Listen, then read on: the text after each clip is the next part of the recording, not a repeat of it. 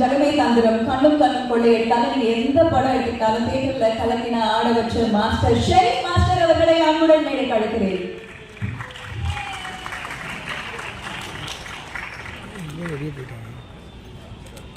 உனக்கு இது அனுப்பிச்சிட்டேன்பா நேற்று படம். இது என்ன சொல்லுமா அனுப்பிச்சிட்டியா? பார்த்துருச்சு அனுப்பிச்சிட்றேன் எல்லாருக்கும்.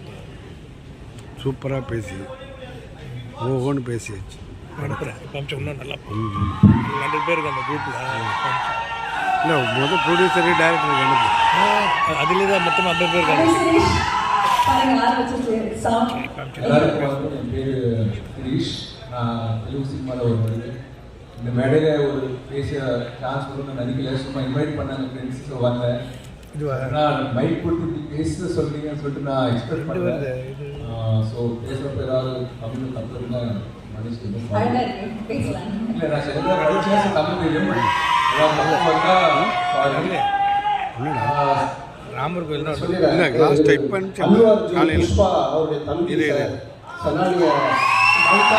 வாட்ஸ்அப்பில் வந்து பார்த்தா மாதிரியே இருக்கு அப்படின்னு யோசிச்சுட்டு இருப்பீங்க. அதுதான் சொல்லி எக்ஸ்பிளைன் பண்ணுறேன். சந்தானம் சார் வந்து நான் அவங்கள நான் டிவியில் பார்த்தோம். அவங்க கேரக்டர் ஆர்டிஸ்ட் காமெடியாக பண்ணுறப்போ காமெடியாக பண்ணுறப்போ ஃபிலிம்ஸில் பார்த்தோம். அதுக்கப்புறமா ஓகே படத்தில் ஆல்மோஸ்ட் ஒரு செகண்ட் லீட் மாதிரி பண்ணியிருக்காங்க. அந்த படத்தை பார்த்து ரொம்ப என்ஜாய் பண்ணியிருக்கேன். இப்போ வந்து ஒரு தமிழ் சினிமாவில் ஒரு மிகப்பெரிய ஸ்டாராக வந்து கண்டினியூஸாக ஃபிலிம்ஸ் கொடுக்குறாங்க, சூப்பர் ஹிட்ஸ் கொடுக்குறாங்க. அதை பார்த்து ரொம்ப சந்தோஷமாக இருக்குது. சந்தானம் சார் ஃபிலிம்ஸ் மட்டும் இல்லை, அந்த ஃபிலிம்ஸ் ப்ரமோட் பண்ணுறதுக்கு அவங்க இன்டர்வியூஸ் கொடுப்பாங்க. அந்த இன்டர்வியூஸும் நான் பார்ப்பேன். ஏன்னா சார் காமெடி டைமிங் எல்லாத்துலேயும் இருக்கும். நிறைய வைரல் கிளிப்ஸ் தான் வரும். ஸோ இந்த படத்துக்கும் வந்து ஏதோ ப்ரமோஷன்ஸில் வந்து ஒரு வைரல் கிளிப்பாக வந்து நான் பார்த்தேன். சார் அப்படியே நீங்கள் ஆடியன்ஸ் எல்லாரும் நீங்கள் என்டர்டெயின் பண்ணுவீங்கன்னு ரிக்வெஸ்ட் பண்ணுறேன். தேங்க்ஸ் பண்ணுறேன். And I also hope to work with some this one. கண்டிப்பாக நீங்கள் அங்கேருந்து இங்கே வந்து இந்த விழாவில் கலந்துட்டு எங்களுக்கு ரொம்ப பெருமையாக இருக்குது. டெஃபினட்டாக நான் வந்து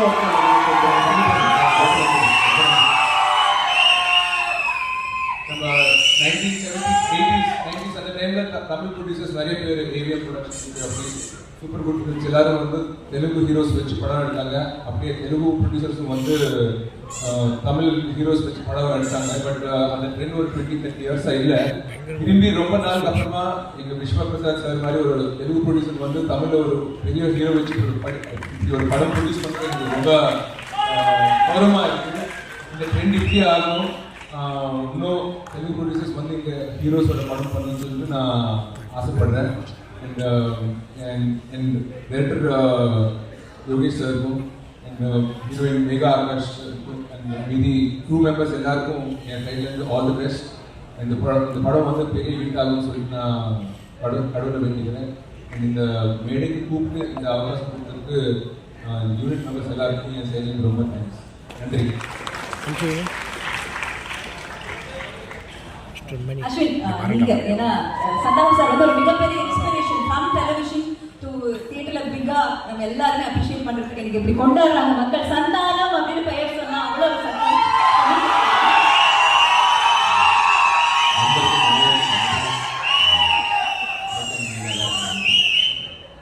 சந்தானம் சார் எல்லாருக்கும் எனக்கு மட்டும் இல்லை சில பேருக்கு ஒரு பெரிய இன்ஸ்பிரேஷன். அங்கேருந்து தான் நான் இங்கே வந்திருக்கேன் அவரை பார்த்து. ஸோ சார் வந்து இன்னைக்கு அவருக்கு ரீப்ளேஸ்மெண்ட் கேட்டால் சத்தியமா சார் கிடையவே கிடையாது. உங்களை யாருக்கும் ரீப்ளேஸ் பண்ண முடியாது சார். அதான் உண்மையாக சொன்னால் நேற்று நைட்டு கூட அவங்களோட படங்கள் பழைய வீடியோஸ் கொஞ்சம் பண்ணுறது அந்த வீடியோ பார்த்து தான் நான் சொன்னேன். உண்மையிலே அதுதான் அவ்வளோ பெரிய ஒரு இதாக இருக்குது. இன்னைக்குமே லட்சத்துக்கு மாதிரி தான் உங்களை நாங்கள் பார்க்குறோம். ஏன்னா அவங்களோட ஒர்க்ஸ் அவ்வளோ ஏன்னா அது ஒர்க் கூட விட்டுருக்கேன். இன்னைக்கு இப்பவே பாருங்க இந்த செகண்ட் ஸ்டேஜ்லேயே வந்து அவ்வளோ கான்ஃபிடன்ஸ் கொடுக்குறாரு. அத்தனை பேர் சிரிக்கிட்டு வைக்கிறது சாதாரண விஷயம் கிடையாது.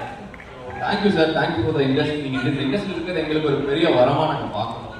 ரொம்ப பெரிய வார்த்தை சொல்லுங்க அஸ்வின். தேங்க்ஸ். உங்களை மாதிரி யங்ஸ்டர்ஸ் வந்து இன்னும் கலக்கணும். அதுதான் என்னுடைய ஆசை.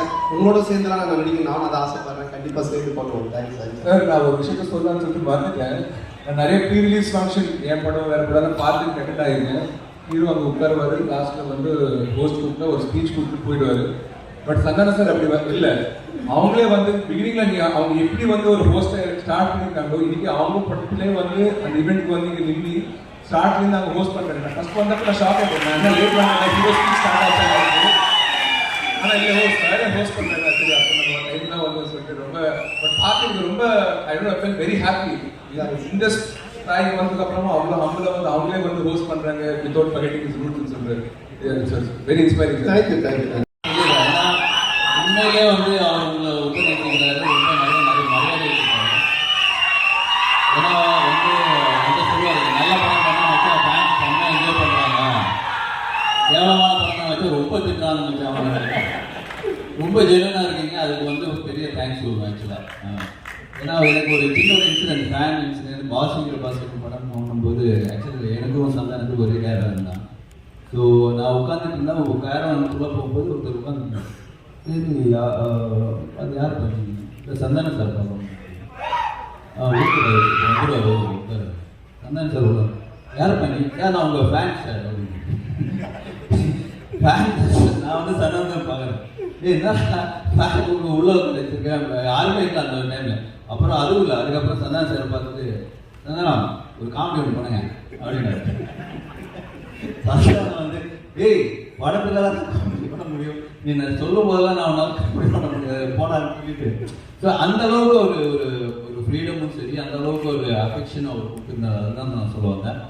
அண்ட் கண்டிப்பாக வடகப்பட்டி ராமசாமி மிகப்பெரிய சக்ஸஸ் ஆகும்னு நம்பிக்கை இருக்குன்னா, நிறைய பேர் அந்த படத்தை பார்த்துட்டு அவங்களோட ரிவ்யூஸ் நிறைய டேரக்டர்ஸ் படம் பார்த்தீங்கன்னா, அவருக்கு இனிஷியலாக வந்து ஒரு படம் பார்த்தா யாருக்குமே காட்ட மாட்டாங்க. பட் கார்த்திக் இவர் வந்து I think is very confident டேரக்டர்னு சொல்லுவாங்க. தட்ஸ் ரொம்ப ஓப்பனாக நிறைய சஜஷன்ஸ் இருக்கட்டும். என்டே வந்து மற்ற படம் பாருன்னு சொல்லிட்டு 2 மாதமாக சொல்லிட்டு இருக்கேன். பட் சரி அவங்களோட ப்ரொடக்ஷன் ஹவுஸ் படம் பார்க்கலாம்னு சொல்லிட்டு நான் ரிலீஸ் அன்னைக்கு பார்க்கலாம்னு சொல்லியிருக்கேன்.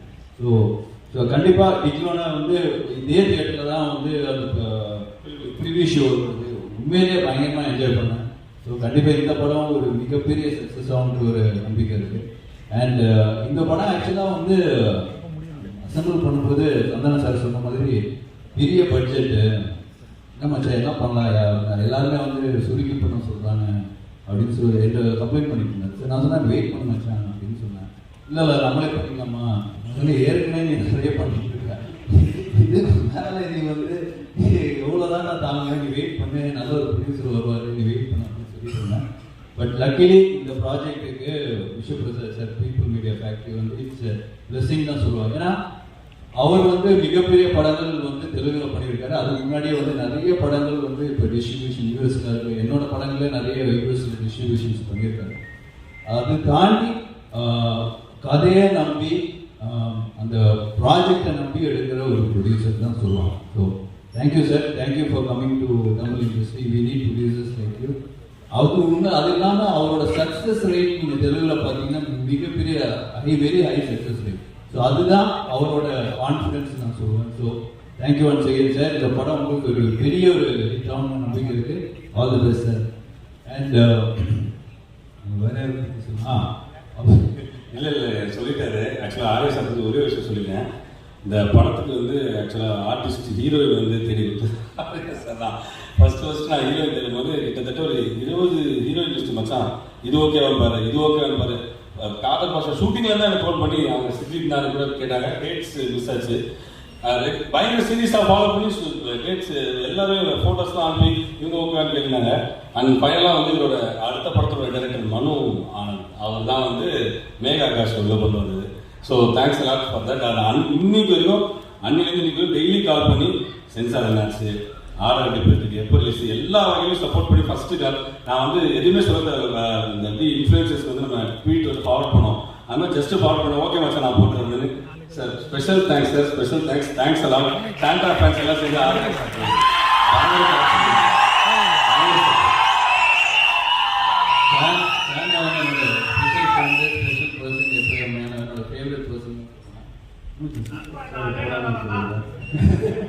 இருக்கிற பிரச்சனை பார்த்தா. பட் ஏன்னா இந்த ஷூட்டிங் ஆக்சுவலாக போகிறதுக்கு முன்னாடி எனக்கு ஃபோன் பண்ணி மச்சான் இந்த மாதிரி 65 days கண்டினியூஸாக ஷூட்டிங் போகும்போதான் உடம்புலாம் பக்காவாக வச்சுருந்துச்சு, என்ன மச்சா பண்ணோம் அப்படின்னு காலையில் கொஞ்சம் கார்டியோ பண்ணுறா, எக்ஸசைஸ்லாம் கொஞ்சம் சொன்னேன். இந்த மாதிரி ஜிம் ட்ரைனிங்லாம் பண்ணு, ரொம்ப எக்ஸசைஸ் பண்ணிக்காது அப்படின்னு சொல்லியிருந்தேன். சரி அப்புறம் ஒரு பொள்ளாச்சி போனோடனே ரொம்ப நாள் ஆச்சு பேசி பார்ப்போம், எதாவது எக்ஸசைஸ் பண்ணுறான்னு கால் பண்ணி கேட்டேன். என்ன மச்சா எதாவது எக்ஸசைஸ்லாம் பண்ணுறியாடா, டைம் கிடைக்குதா? ஆமாம் சார் நான் டெய்லி எக்ஸசைஸ் பண்ணுறேன். என்ன பண்ணுறேன்? மேகா ஆகாஷோட டெய்லி ஷட்டில் விளாட்றேன். இந்த எக்ஸசைஸ் தான் பண்ணுறேன். ஸோ அந்த அளவுக்கு ஒரு என்ன சொல்கிறது ஹெல்த் கான்சியஸ் பர்சன் தான். நீ என்ன சொல்லாமல் புரிஞ்சிருச்சு. ஸோ அதெல்லாம் தாண்டி I think for is hard ஒர்க்னு நிறைய சொல்லுவேன். பட் நான் வந்து ரொம்ப பார்த்துருக்கேன். ஏன்னா ஒவ்வொரு சீனாக இருக்கட்டும், சொன்ன மாதிரி ஒவ்வொரு பஞ்சாக இருக்கட்டும், நிறைய வேர்ஷன்ஸ் இருக்கும். இப்போ அவங்க டீம் இருக்குல்ல, பிரேம் A team, B team, C டீம்னு ஒரு 3 டீம் வச்சிருப்பாரு. ஏ டீமோட பஞ்ச் எடுத்து பி டீம் அவங்க போட்டு ரைட்டிங் பண்ணுவாங்க. ஸோ இது வந்து இவருக்கு வந்து இவ்வளோ பெரிய சக்ஸஸ், இவ்வளோ பெரிய ஃபேன் ஃபாலோயிங், இவ்வளோ பெரிய காமெடி சென்ஸ் இருக்கிறது வந்து ஒன்லி சும்மா ஒரு ஏதோ நிறைய ஆக்டர்ஸ் நம்ம ஆக்டிங் வரும்போது சும்மா போய் நம்ம சீனில் கொடுத்தது பண்ணாமல் அதுக்காக மெனக்கெட்டு அதுக்காக ரைட் பண்ணி அதுக்கான ஒரு பஞ்சு அதுக்கான இப்போ கரண்டில் நடக்கிற இஷ்யூ எடுத்து அந்த இதில் ரெலவெண்ட்டாக பண்ணுறது வந்து இட்ஸ் நாட் ஈஸி. பட் இன்னொருக்கும் அது பண்ணிட்டு இருக்காரு. So hats off you brother. இந்த படம் மிகப்பெரிய ஹிட்டான ஒரு உட்கூதல் ஒன்று இருக்குது எனக்கு. ஏன்னா நெக்ஸ்ட் வந்து நான் சந்தானி சார் அண்ட் யோகி சேர்ந்து ஒரு படம் பண்ணுறோம். அது வந்து ரொம்ப நாளாக வந்து 2 பேரும் சேர்ந்து படம் பண்ணணும் பேசிட்டு தான் இருக்கணும், தவிர ஒன்றுமே செட் ஆகணும்னு சொல்லிட்டு ரொம்ப ட்ரை பண்ணோம். பட் ஃபைனலாக வந்து இவர் வந்து சந்தான சார் தான் வந்து யோகி வந்து கரெக்டாக இருப்பார் நம்மளுக்கு. நம்ம சேர்ந்து அந்த படம் பண்ணோம். வெறும் யோகி சொல்லாத, ஏற்கனவே பிரச்சனையா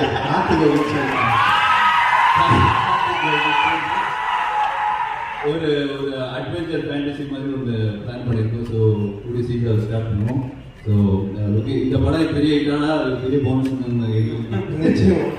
so thank you and thanks for inviting and special thanks to Ashwin and Allu Sirish. Because ஏன்னா எனக்கு வேறு நான் கண்டிப்பாக எங்கே விட்டாலும் வந்துடுவேன். பட் அதெல்லாம் தாண்டி நீங்கள் வந்து இந்த படத்துக்காக வந்து சப்போர்ட் பண்ணது வந்து very happy and thank you so much. Thanks மச்சான். ஆக்சுவலாக ஆர்யா வந்து எப்படின்னா என்னுடைய விஷயம் டாபிக் சொன்ன மாதிரி என் படம் என்னுடைய படத்தில் ஹீரோயின் மற்ற எந்த விஷயமா இருந்தாலும் அவ்வளோ கேர் பண்ணிப்பான். என்னை பார்த்த உடனே இவனை பார்க்க போகிறனாலே எனக்கு பயமாக இருக்கும். பார்த்தோன்னே என் பாடி ஃபஸ்ட்டு பார்த்துக்குவோம், ஏன் திரும்பி எந்த அளவுக்குனா ஒரு தடவை கிட்டத்தட்ட ஒரு 5-6 days முன்னாடி இருக்கும்னு நினைக்கிறேன். நியூ இயர் அன்றைக்கி ஃபோன் பண்ணேன். சரி வெளியே எங்கே போகிறது மச்சானுக்கு ஃபோன் பண்ணி அதை கேட்க மச்சான் நியூ இயர் பார்த்துங்கடா அப்படின்னா கிளம்பி வந்துடு 8 o'clock அண்ணா நகர் வந்துடு அப்படின்னா சரி சொல்லி நானே கிளம்பி போயிட்டேன். போனால் 8 மணிலேருந்து நைட்டு 12 மணி வரைக்கும் ஃபுட்பால் விளையாட வச்சான் கிரவுண்டில். அப்புறம் 12 மணிலேருந்து 4 மணி வரைக்கும் ஸ்விம்மிங் பண்ண வச்சான். அதுக்கப்புறம் 4 மணிலேருந்து விடியகால காலைல 8 மணி வரைக்கும் சைக்கிளிங் பண்ண வச்சான். நியூ இயருக்கு ரெசல்யூஷன் எடுப்பாங்க, இதுலேருந்து நான் ஜிம்முக்கு போகிறேன். நியூ இயர் அன்றைக்கே ஜிம் பண்ணுற ஒரே ஆள் நம்ம ஆர்யா மட்டும் தான். ஸோ அந்த அளவுக்கு ஒரு ஹெல்த் கான்சியஸ். அதே மாதிரி அக்கறை சினிமா இண்டஸ்ட்ரியில் இருக்க நிறைய பேர் ஹெல்த் கான்சியஸில் இருக்காங்க, ஜிம்முக்கு போகிறாங்க பண்ணுறாங்கன்னா அதுக்கு முக்கிய காரணம் ஆர்யா தான். அதே மாதிரி இந்தியன் சினிமாவில் எடுத்துக்கிட்டீங்கன்னா நிறைய பேர் நிறைய ஹீரோஸ் உடம்பு ஏற்றுறாங்க, கட்ஸ் எல்லாம் காட்டுறாங்க. ஆனால் உண்மையிலே மச்சான் அடிச்சுக்கவே முடியாது. உடம்புன்னா செதுக்கு இருக்கிற டேரக்டர் சொல்லிட்டாங்க அந்த அளவுக்கு டெடிகேஷன். ஆக்சுவலாக ஆர்யா வந்து எந்த ஃபினான்ஷியலை போய் பார்த்தாலும் ஃபஸ்ட்டு அவங்க வந்து என்ன தான் கேட்பாங்க, எப்படி இருக்காங்க உங்கள் ஃப்ரெண்டு சந்தான் அப்படின்வாங்க. நான் போய் எந்த ஃபினான்ஷியலை பார்த்தாலும் ஃபஸ்ட்டு அவங்க என்ன கேட்குறது, உங்கள் ஃப்ரெண்டு ஆர்யா எப்படி இருக்காங்க.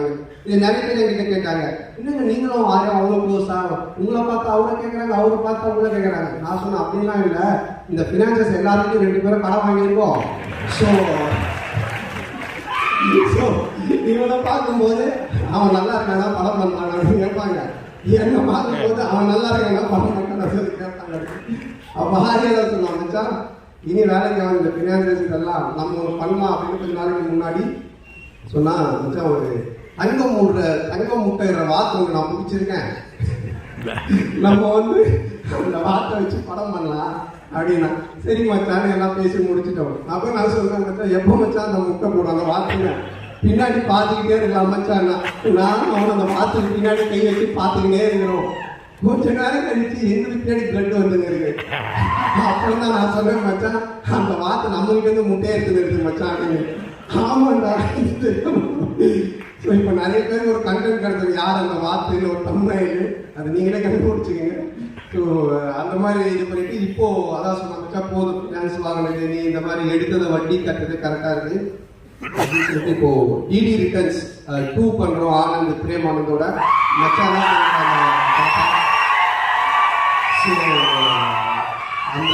அந்த படத்தை எவ்வளோ செலவானாலும் என்ன பண்ணினாலும் கவலைப்படாத நான் பார்த்துக்கிறேன் நீ ஜாலியாக போய் செம்ம கலாச்சாரம் நடின்னு சொன்னான் ஸோ அது எனக்கு ஒரு பெரிய சந்தோஷத்தை கொடுத்தது அதுக்கப்புறமா என்ன சொன்ன மச்சான் நீ இதெல்லாம் விட்டு ஒரு ஜாலியாக கலாச்சாரம் பண்ணுறா அப்படின்னா அது உங்க கூட காம்போல பண்ணதால செட் ஆகணும் அப்போ நாங்கள் டேரக்டர் தேடிட்டே இருந்தோம் அப்போ கார்த்திக் யோகிட்ட பேசிட்டு இருந்தேன் இந்த படம் பண்ணும்போது ஃபுல்லாக இருக்கிறத டிஸ்கஸ் பண்ணுவோம் என்ன ஆரையா வச்சு உங்களை யோசி உனக்கு பேசலாம் உனக்கு பண்ணலாம் நாங்கள் பேசி ஒரு ஐடியா உங்களுக்கு செம்ம ஐடியா கிடைச்சிருக்கு ஸோ கார்த்திகோட டைரக்ஷனில் 2 பேரும் சேர்ந்து ஒரு படம் பண்ணுறோம் அது ஒரு செம்ம ட்ரீட்டாக இருக்கும் ஏன்னா பாசன் 2 அடிக்கிற மாதிரி ஒரு விஷயமா இருக்கணும் அப்படின்னு சொல்லிட்டு தான் இன்னும் எனக்கு போட்டியா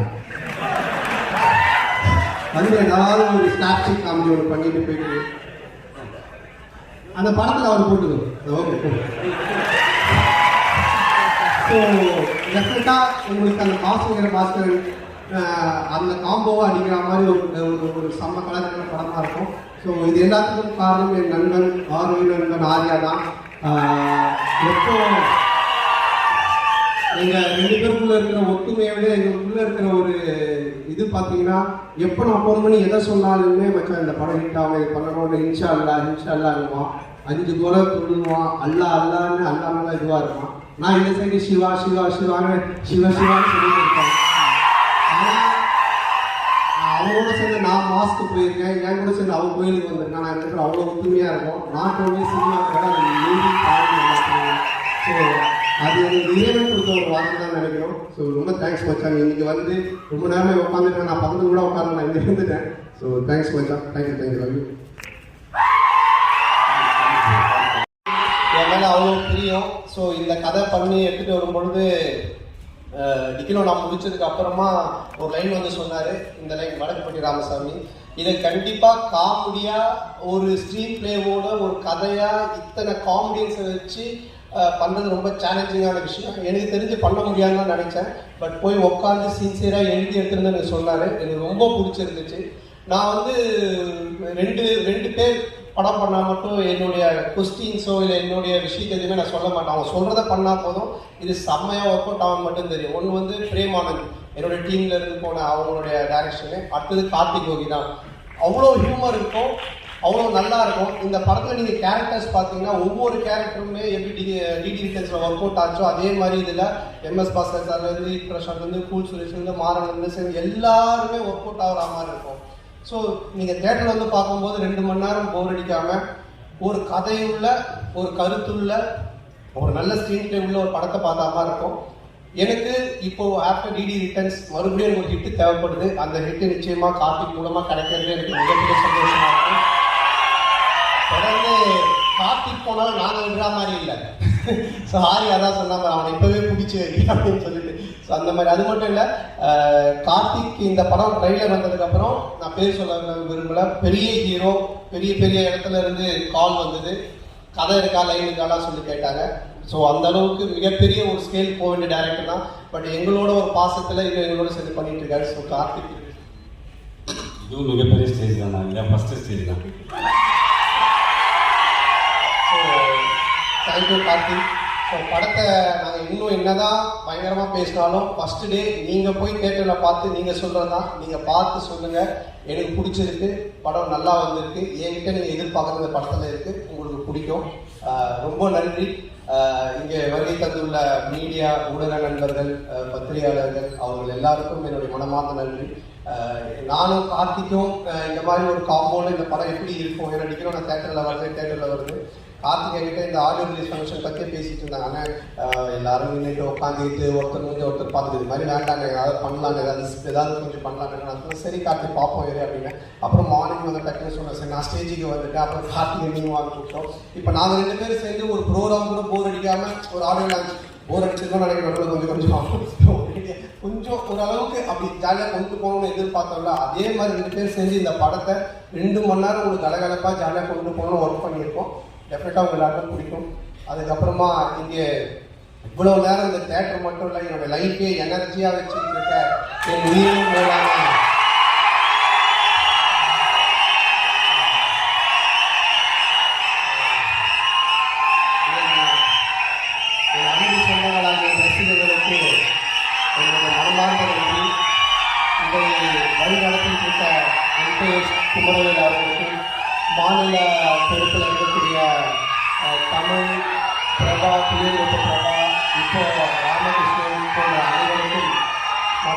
ஃபீலிங்காக இருக்கிற எல்லா என்னோட தம்பிகளுக்கும் நன்றி.